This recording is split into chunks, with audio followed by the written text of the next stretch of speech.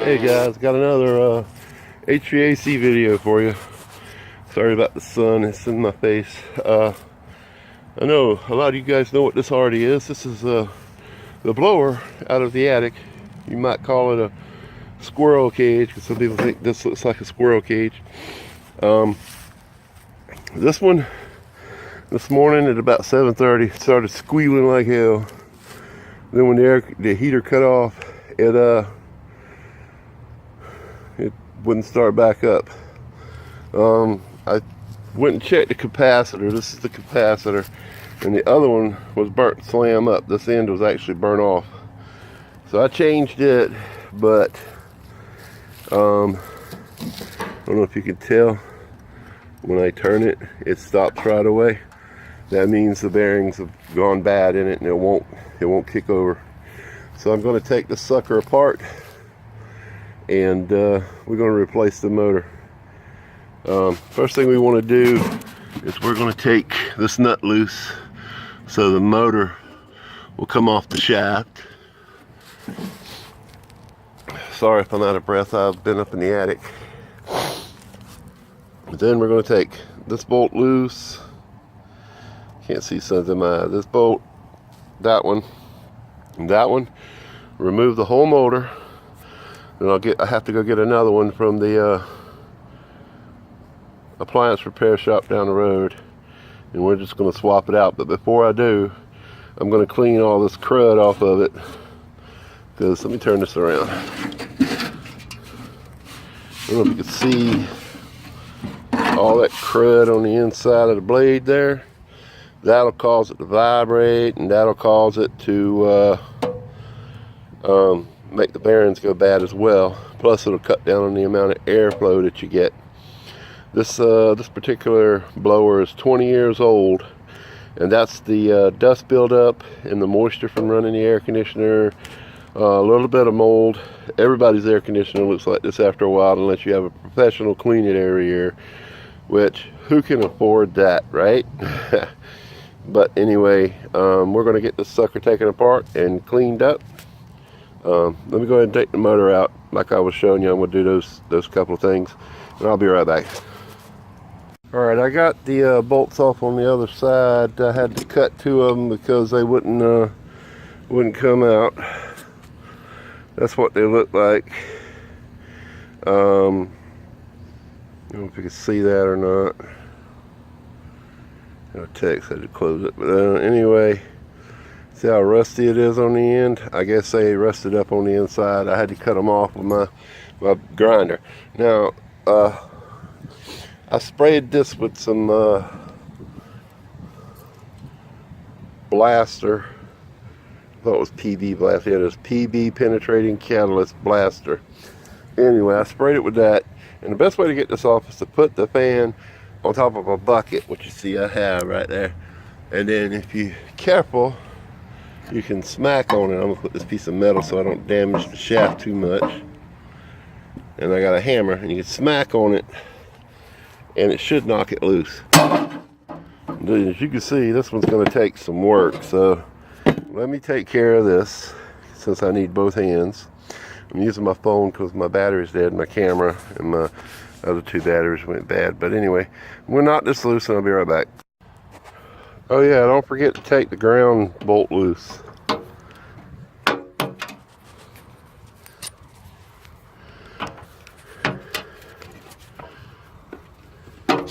But anyway, I got it out after a bunch of pramming and a bamming and a beating. I'm sure this motor, if it was any good, ain't no good no more. I'm just gonna put that back in the hole so I know where it's at. But here's the motor. I'm out here in my garden. Since it's winter, there ain't nothing growing here but a bunch of weeds. My blackberries are putting out a few new shoots. Anyway, this is the motor. And you can tell by that right there, I've been beating the hell out of it because that's not supposed to be sticking out. It was pretty rusted up in there. I blasted it with the PB blaster repeatedly, half a can's worth. And the thing is, when you beat on this with a hammer, it mushrooms out. So I cut the first part off, beat on it some more, and it wouldn't go down in the hole. So I filed down the edges, beat on it some more. Finally got a screwdriver, beat on it some more, and it came out. But only 2 of these wires were used. The red one I think is for high speed. This went to the fan relay, and this went to the main power line. So when the power line kicks on, it cuts on. And these 2 brown wires are for the capacitor. It gives it a high voltage jolt to get it started. And you can see how bad they're burned up. That's how bad the other capacitor was burned up. So hopefully the new motor will have a capacitor and fresh plugs. Okay, this is the fan. So we want to take this part out right here. Sorry, I'm using my phone and I'm not used to it. I'm going to take this back off as well. That's the new capacitor I put on there. I think I'm taking pictures. Sorry. Alright, we're going to take this loose.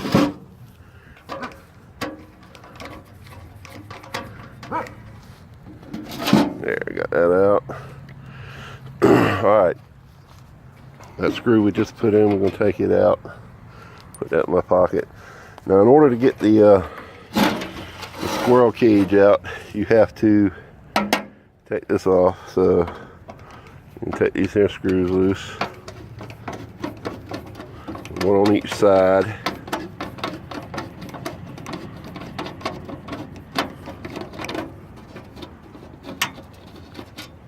Okay, then there's 2 on the top so you can adjust it. I'm not sure what you'd adjust it for, but you can adjust it. I'm going to PB blast the hell out of these before I put them back in. I don't know if you guys saw it or not. You got 15 days to get in on Robert Nurden's contest. So I'll make sure you get your behind over there and subscribe and watch his videos. The last 15 videos he put playing cards in there, and some of them are pretty tough. Let me tell you what, I watched a few of them 5-10 times. One I think I watched 20 times. Anyway, you see it slides out like that. Look how nasty that is. Oh my goodness, 20 years of dust and crap. And then this jewel here should come right out. Look at her. That's a piece of wood. Let me tell you, over the years I've seen all kinds of things working on these things. When I was a maintenance engineer, like this was sitting in here like that. I found dead mice up here. I've had to pull squirrels out of this. Yeah, they call it a squirrel cage for a reason. Squirrels will actually get down in here beside the turbine and get all messed up, and it ain't pretty. But anyway, I'm going to rub this with a wire brush, get it clean as I can, then I'm going to wash it with bleach and water. The inside of the air conditioner isn't that good, but it'll help the airflow, like I said, going through here. It'll give me a stronger airflow. It'll help the air conditioner work better. It'll help the heater blow a little harder. And I need all that because my ductwork is that old flex stuck and it sucks. Hopefully in the next year I'll have a brand new system. I've been trying to get one of those high efficiency units. It runs continuously, but your light bill can range anywhere from $150 to $200, where mine has been almost $400 a couple of times. So anyway, let me get to cleaning this out and I'll show you what it looks like when I'm done. Alright, I got it clean as I'm gonna get it. I mean, I could take a wire wheel brush and work on this thing all day. Look at that, made in the USA. Anyway, that's as clean as that's going to get, other than the rust. You know, I'd take some degreaser to it. I could probably sit there all day and scrub that thing. That's as clean as it's going to get. It don't have all that crud in there no more. So that's all rusted up. I got a new motor, new capacitor. Go over here and have a look-see. The motor was $80 something, and it's a Universal Rescue brand. Never heard of it. Probably a POS. And it come with a new capacitor. and I had to get a belly ring, or whatever they call this thing, bass mount kit, they call it belly ring. It wraps around the motor. The old motor had the mounts welded on it, and to get this motor here, the exact same motor, would have been $180, and this one was only $80. So this was a little bit bigger this way, but as long as it works, I'll be fine. I gotta cut some bolts off, and I think the shaft is too long as well, maybe a little bit. As far as the wires go, the only wires I'm going to be using are the black and white wires for the power. That's the reversing wires if it's going the wrong way. These wires I don't use, so I'm just going to tape them up. And these are for the capacitor. Alright. So I'm going to go ahead and put the squirrel cage back together and get it ready to go back in. I don't know if you can see in here, the sun's going down. That right there is a nut welded in there, that right there. And it had two more in here. See, one was supposed to go there and one was supposed to go there. Well, as you can tell, they're not there anymore. They were just tack welded in there. They broke off because I had to cut them off. Where'd they go? So I had to cut them off because the bolt seized up in the lock nut and broke them off. So what I'm going to have to do is, when I put the belly ring on the motor, is to center this in there the way it goes. Yeah, this goes in there that way. I have to make sure that's centered, and then when I put the new motor in, make sure the belly ring is where it needs to be. And I got some self-tapping screws. I'm just going to tap them into a fresh piece of metal, and that'll get me what I need. So let me get this put back together real quick. Alright, I've gone ahead and put this thing back together. I showed you I put that back on there. This is what I did for the fan. This bolt here still had the nut, so I went ahead and used it to line it up. I put that one there, and instead of using these holes, I just moved over a little bit and drilled a hole. Well, I use these here self-tapping screws. I got them from the hardware store. Let me see if I got one in my pocket here. These things got a little drill bit on the end.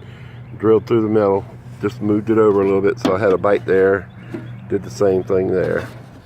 So it's all, the motor's in. Now I'm going to show you how you're supposed to line this up. See the nut right there you use to tighten up the squirrel cage band. Sorry about my fingers there. Anyway, you want to line this up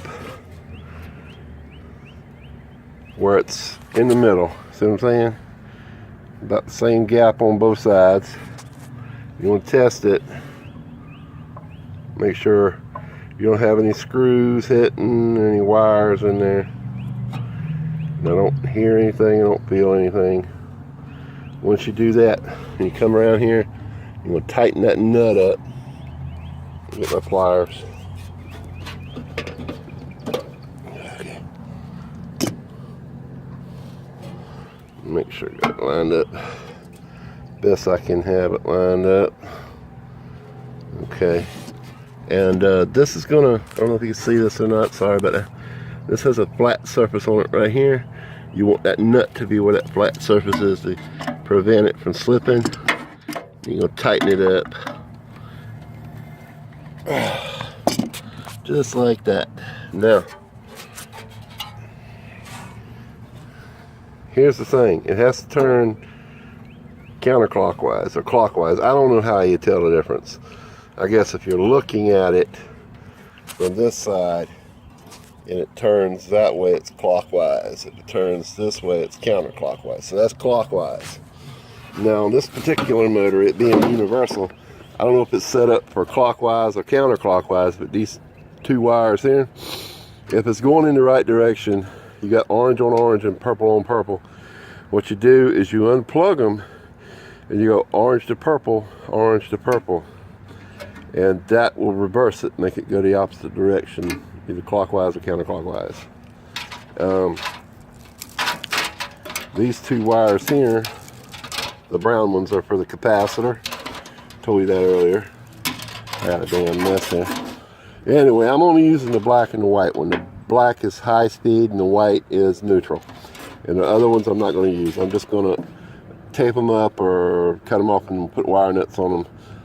Probably just tape them up. I hate to cut a wire because you never know when you need them. But anyway, I'm going to go ahead and since I've already got the squirrel cage set up, I'm going to go ahead and tape up them wires, see if I can test the motor to make sure it's going in the right direction.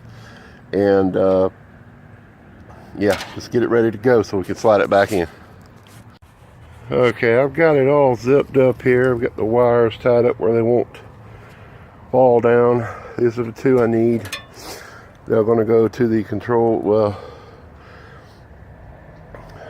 the black one will go to the relay switch and the white one will go to the common or neutral or whatever the hell it is. I'm going to have to look at the wiring diagram because I don't think that guy told me the proper way to hook this up. But hopefully that's not the only wiring diagram there is. There'll be a bear to have to take that back apart just for that. But anyway, before I put it in, I'm going to do a little bit of research. And then we're going in the attic to hook this bad boy back up. Okay, I'm up in the attic. And I got the power off, and let's see. The purple used to go down here, so that's where the white's going to be. That's going to be the neutral. Down here on the, that's the constant power. And the black went up here to the stack switch. Like that. Now this is a 220. I thought it was a 110, but apparently it's a 220. Anyway, that goes there like that. And that's the constant power. Now this particular unit, got no light over there. It doesn't have, doesn't have anything to connect it to in the back, which is kind of strange. Just had these two nuts, one here and one down here. You just take them two nuts loose, and yeah, that's the way it hooks into the box apparently. Pull these loose wires through here. I'm gonna have to untangle this one a little bit. This white wire's all the way through. Get the black wire all the way through. All right. Let's see. Come up here. Get the disconnect. And we're gonna try it. You go down and turn on.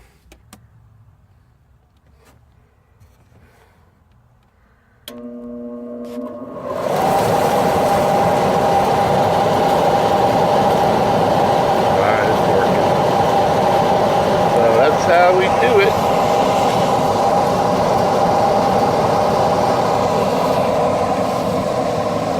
So what happens is the power comes through. This is the relay switch here, the stack switch.